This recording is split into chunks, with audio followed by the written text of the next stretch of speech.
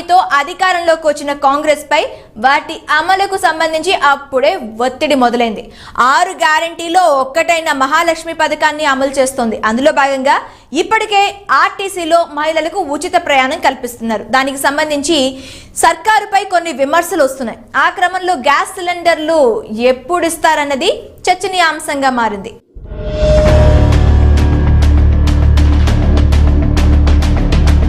తెలంగాణలో 6 గ్యారంటీ హామీలతో కాంగ్రెస్ అధికార పగ్గాలు చేపట్టింది.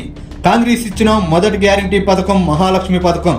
దాని కింద మహిళలకు ప్రతి నెల 2500 రూపాయల ఆర్థిక సాయం, 500 రూపాయలకే వంట సిలిండర్, మహిళలకు రాష్ట్రమంతటా ఆర్టీసీ బస్సుల్లో ఉచిత ప్రయాణం. అందులో మహిళలకు ఉచిత బస్సు ప్రయాణం అమలు మొదలుపెట్టింది. అలాగే 500 రూపాయలకే గ్యాస్ సిలిండర్, మహిళలకు 2500 ఇవ్వాల్సి ఉంది. 500 రూపాయలకే సిలిండర్ అమలుపై కసరత్తు కొనసాగుతుంది. పౌర సరఫరాల శాఖ ఇందుకు కసరత్తు చేస్తుంది. ఆ శాఖ 2 ప్రతిపాదనలు సిద్ధం చేసినట్టు తెలుస్తుంది.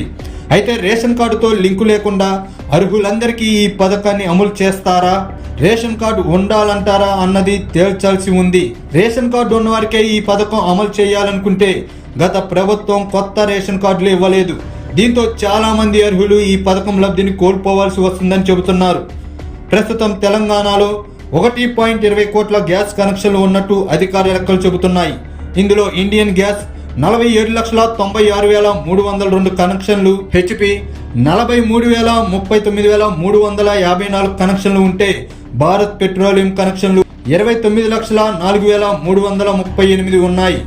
అయితే కొంతమంది డొమెస్టిక్ గ్యాస్ సిలిండర్లను కమర్షియల్ కూడా ఉపయోగిస్తున్నారు.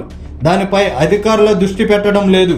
ఇక రాష్ట్రంలో 89.99 లక్షల రేషన్ కార్డులున్నాయి. కేంద్రం సాధారణ గ్యాస్ కనెక్షన్లకు 40 రూపాయలు రాయితీ ఇస్తుండగా ఉజ్వల్ గ్యాస్ కనెక్షన్లకు 340 రాయితీ ఇస్తుంది.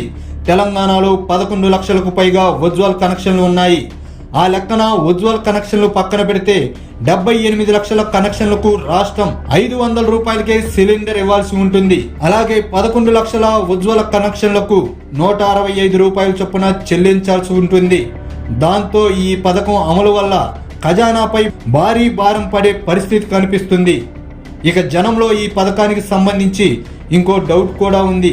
రాష్ట్ర ప్రభుత్వం తగ్గిస్తానంటున్న సిలిండర్ ధర నేరుగా వినియోగదారుడికి లబ్ధి చేకూరుస్తుందా అంటే వినియోగదారుడు గ్యాస్ ఏజెన్సీకి 500 రూపాయలు చెల్లించి సిలిండర్ తీసుకోవచ్చా? ఇక జనంలో ఈ పథకానికి సంబంధించి ఇంకో డౌట్ కూడా ఉంది. రాష్ట్ర ప్రభుత్వం తగ్గిస్తానంటున్న సిలిండర్ ధర నేరుగా వినియోగదారుడికి లబ్ధి చేకూరుస్తుందా అంటే వినియోగదారుడు గ్యాస్ ఏజెన్సీకి 500 చెల్లించి సిలిండర్ తీసుకోవచ్చా? లేకపోతే కేంద్రం తరహాలో ఆ సబ్సిడీని బ్యాంకులో జమ చేస్తారా అన్న అనుమానాలను రాష్ట్ర ప్రభుత్వం నివృత్తి చేయాల్సి ఉంది.